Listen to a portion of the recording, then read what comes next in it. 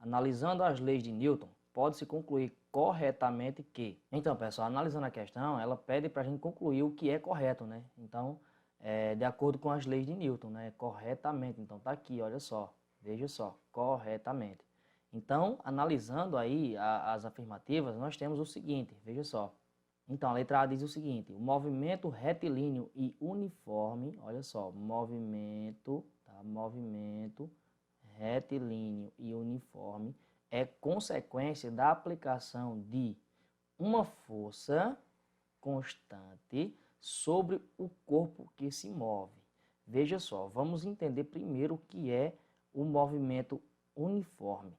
O movimento uniforme tem como características, tá? Tem como característica o seguinte: a velocidade no movimento retilíneo uniforme é constante e a aceleração é nula, porque nós sabemos que para ter aceleração tem que haver variação de velocidade. Já que como o movimento é uniforme, né, e retilíneo uniforme, não vai existir aceleração, já que a velocidade vai ser constante. E não é uma força constante, tá? Então veja só, a questão disse que o movimento é classificado como retilíneo e uniforme, tá? Quando é aplicado ao corpo uma força constante. Não é uma força constante, e sim a velocidade do corpo que é constante, tá? E para ter força, nós sabemos também que nós temos que ter aceleração. O corpo precisa ter aceleração. Veja só, segunda lei de Newton, né? A segunda lei de Newton nos diz o quê? Que a força é o produto da massa vezes a aceleração, tá? Lembrando que força e aceleração são grandezas vetoriais, onde a força possui a mesma direção e sentido da aceleração e assim e vice-versa, tá?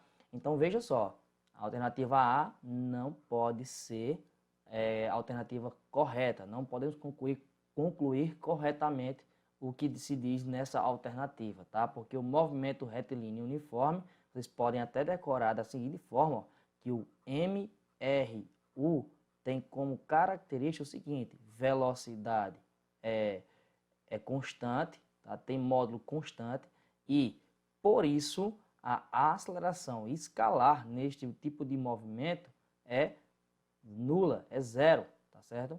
Então, a letra B diz o seguinte: a lei da inércia, né, prevê a existência de referenciais inerciais absolutos em repouso, como é o caso do centro de nossa galáxia. Veja só, não existe referencial absoluto, tá? Veja só, ó, não existe, vou grifar aqui para vocês, não existe, tá? Referenciais inerciais absolutos, né?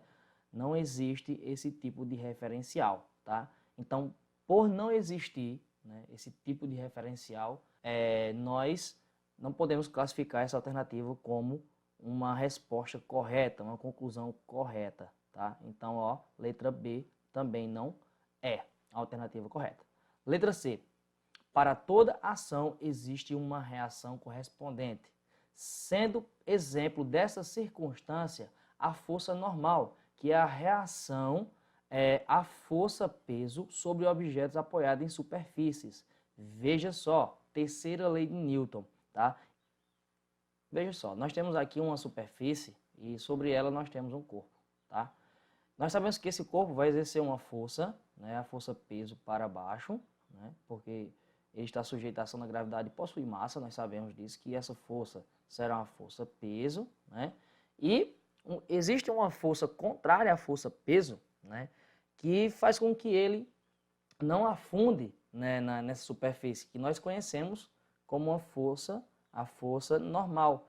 Essa força normal, ela não é uma força de reação, mas é uma força de apoio, tá? Força de contato.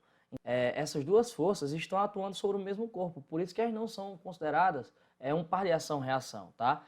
Porque para ser ação-reação, nós temos que essas forças teriam que estar atuando em corpos diferentes, tá? De acordo com a terceira lei de Newton. Então a letra C não pode ser classificada como a alternativa correta. Letra D. Se um corpo se um corpo é dotado de aceleração, esta certamente é consequência da ação de uma força ou de um conjunto de forças de resultante diferente de zero agindo sobre esse corpo. Sim, está aqui. Se nós temos uma força agindo sobre o corpo, logo esse corpo terá aceleração, tá? Então, as forças que atuam sobre um corpo, né, sendo elas diferentes de zero, vai provocar uma aceleração neste corpo, tá? Então, logicamente, isso está correto e a alternativa correta seria a letra D.